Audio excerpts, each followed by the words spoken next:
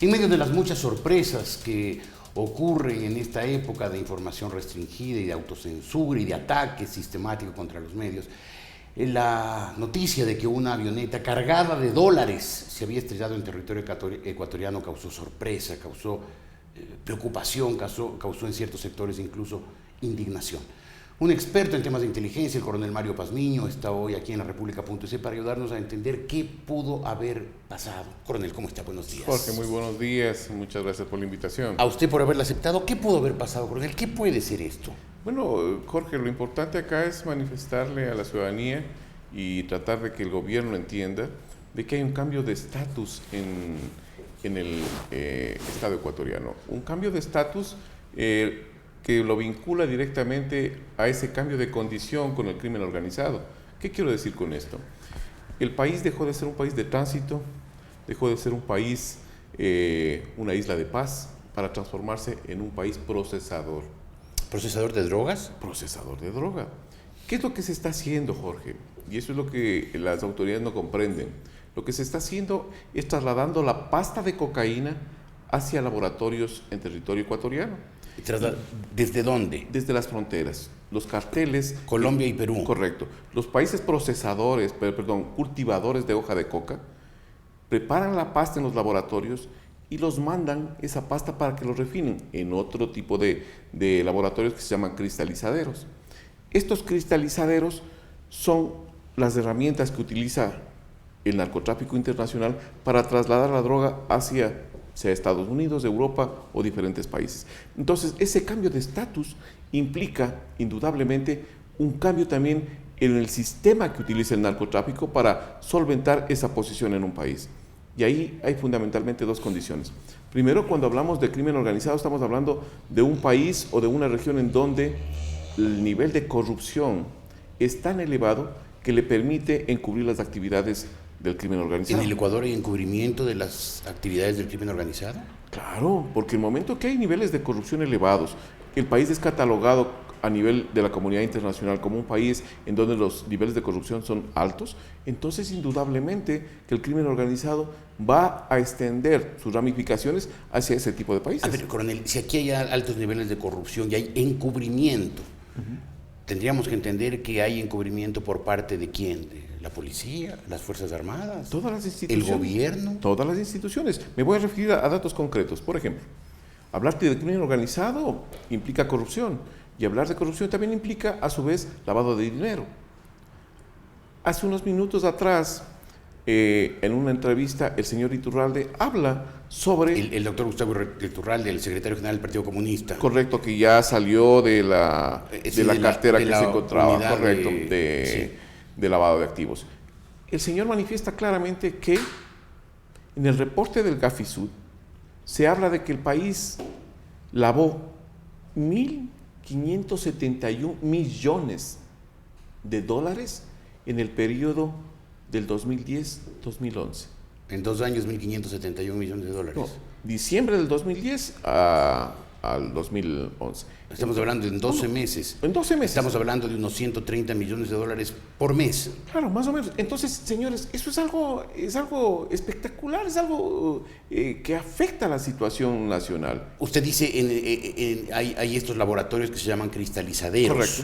Sí. Esos laboratorios ya están en el Ecuador. Claro. Pero se supone que las Fuerzas Armadas y la policía patrullan constantemente todo el país y que tenemos medios electrónicos. El Ecuador nunca ha gastado en armas tanto como está gastando en estos últimos 5 años.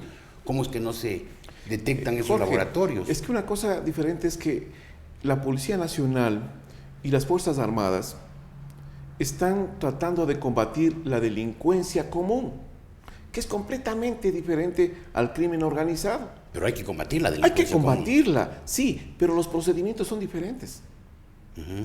Por ejemplo, lo que están sacando en los medios de comunicación, los famosos más buscados, eso no es crimen organizado, eso es delincuencia común. Para combatir el crimen organizado tiene que existir unidades especialistas en control de activos, controles financieros en entidades bancarias.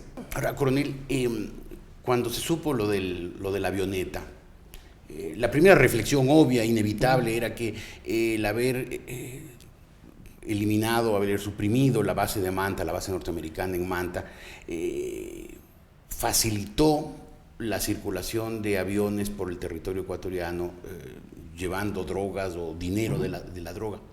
¿Eso es todo la conclusión que se puede sacar o hay alguna otra conclusión? Yo creo que hay dos cosas importantes. Primero, es necesario recordarle a la colectividad qué misiones cumplía la famosa FOL o la base de Manta. La FOL, les llamaban así, la FOL, o la base de Manta. La base de Manta, la base esta de aquí, americana, tenía fundamentalmente la misión de interdicción aérea y marítima en los siguientes países. O sea, era un centro de monitoreo que permitía la interdicción.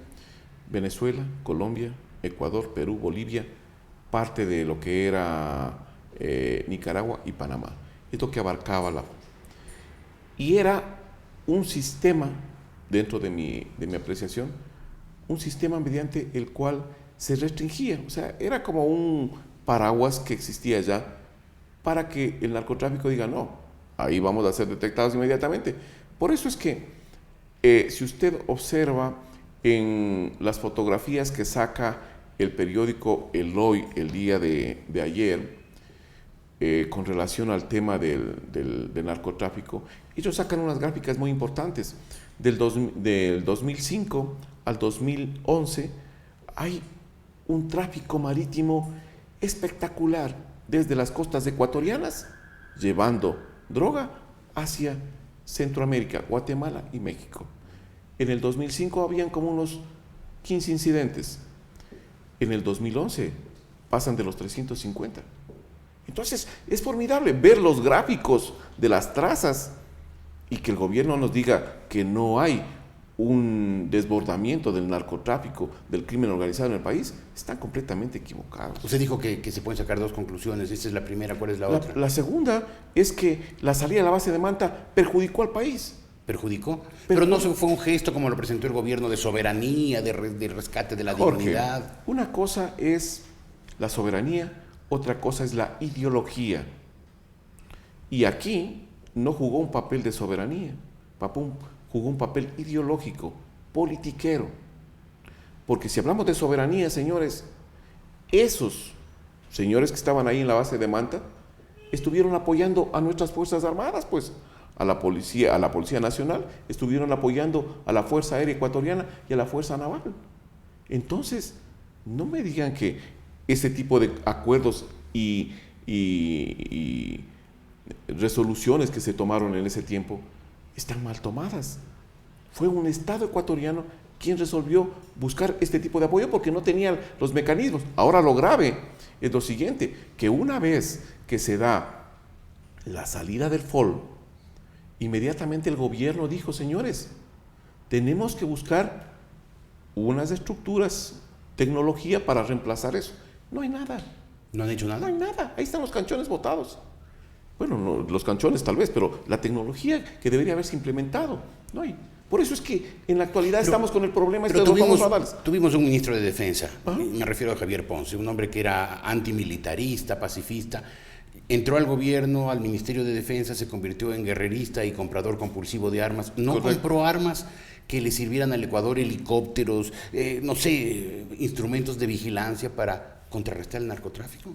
Las compras, por eso es que yo estoy pidiendo y he pedido públicamente que los asambleístas que dejen de estar solo levantando la mano y se preocupen por la situación del Estado ecuatoriano, que llamen a estos funcionarios a que respondan.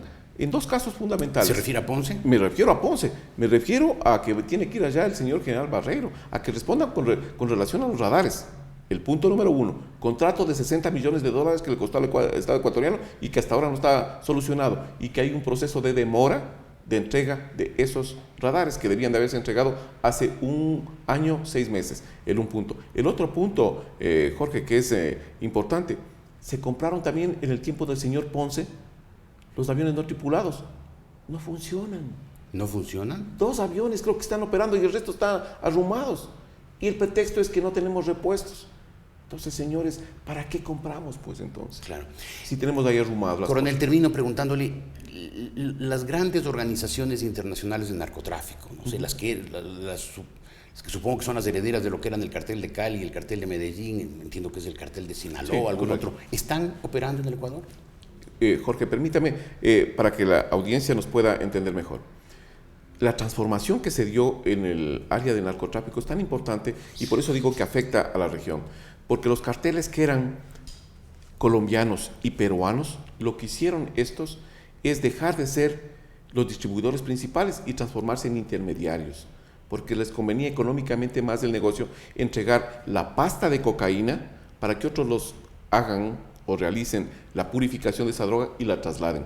Eso vinieron a cumplir los siguientes carteles. El cartel de Sinaloa, que tiene ramificaciones también en Ecuador, el cartel del Pacífico, que también tiene acá, el cartel de los Zetas, que tiene muy poca ramificación aquí, pero más se extiende hacia el área del Atlántico, y el cartel de Tijuana, que son los más importantes que están operando en toda América Latina. Pero ese cambio de estatus le permite, a su vez, a estos carteles imponer las condiciones. Y estos son los que están al momento manejando todo este tipo de situaciones. La avioneta que venía con 1.500.000, algo así de dólares, que dicen que es más, no es que venía a lavar dinero, no, venía, para mi criterio como analista, venía para fortalecer estos cristalizaderos. Recuerde que muy cerca de... traía dinero para mejorar incluso la tecnología de los cristalizaderos. Compran la pasta, voy a poner unas cifras más o menos. Por ejemplo, que la hoja de coca cueste el quintal $10 de hoja de coca en las plantaciones. Esa hoja la trasladan hacia un laboratorio para hacerle pasta de cocaína. Y una vez que está de pasta de cocaína, ese ya cambió su precio. Pongamos que esté en $100, ya el paquetito de pasta.